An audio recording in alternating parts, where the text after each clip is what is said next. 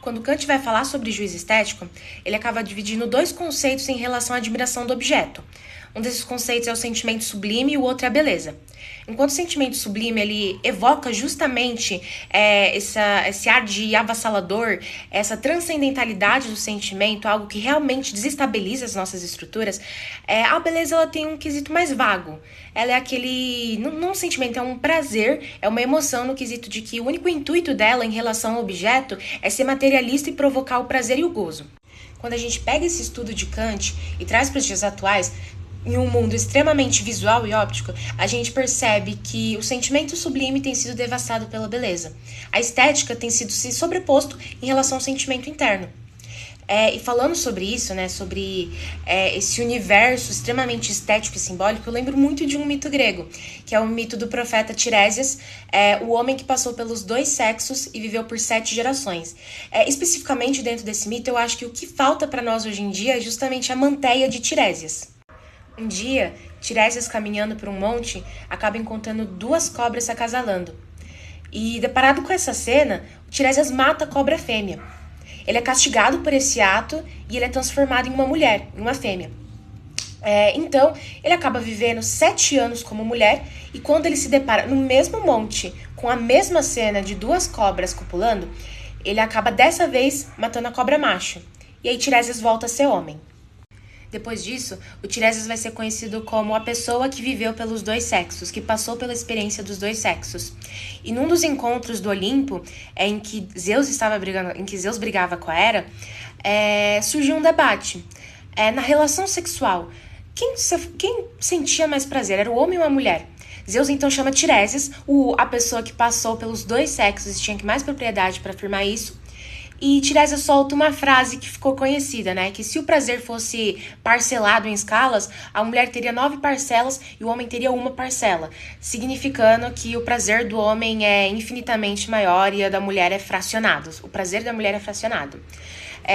A Hera acha essa atitude do Tiresias misógina e, com raiva disso, ela acaba jogando uma praga sobre o Tiresias. Ela deixa o Tiresias cego. Zeus, se sentindo mal, culpado por Tiresias ter sido cegado, né, por ter, de certa forma, defendido Zeus, acaba dando a Tiresias a qualidade da manteia e do viticínio, que é justamente esse dom da predição e da adivinhação. Então, depois disso, Tiresias é conhecido como profeta que passou pelos 2 sexos. Além disso, ele concede a Tiresias também a oportunidade, no caso, o dom de viver por 7 gerações inteiras. Quando eu relaciono Amantes de Tiresias com o estudo sobre juízo estético do Kant, em um mundo em que a beleza sobrepõe o sublime, o que tanto nos falta talvez seja realmente a cegueira do Tiresias, seja essa Amantes do Tiresias. No 2º volume do livro Mitologia Grega, do Junito de Souza, eu vou ler aqui entre as aspas para vocês, ele fala assim sobre o dom de profecia do Tiresias. A visão de Tiresias, etimologicamente, o adivinho, o profeta, é a visão de dentro para fora, por isso é Amantes.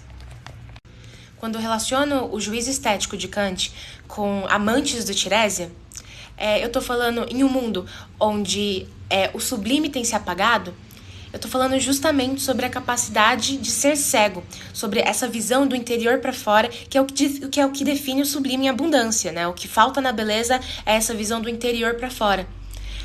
Então, talvez num tempo de amor muito estético, visual e óptico, essa necessidade do olhar para fora, para dentro, posteriormente, que é o que define a beleza como sentimento vago, talvez não esteja tão correlacionado com o mito do Tiresias. E é por isso que a gente precisa mais da Amantes do Tiresias, para reacender esse sentimento de sublimidade que tem tanto sido apagado. Então, aquele discurso, né? Quando a gente fala que a gente se apaixonou pela beleza de alma de uma pessoa, na verdade, o que menos tem dentro desse discurso é de fato beleza. Se apaixonar pela alma é enxergar subliminaridade dentro dela, sublimidade dentro da alma. E aí é o que eu falo. Não é à toa que todo apaixonado, que todo emocionado é realmente cego. Porque a beleza cega.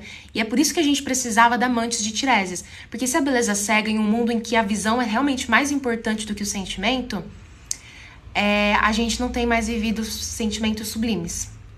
É isso, gente. Obrigada pela atenção.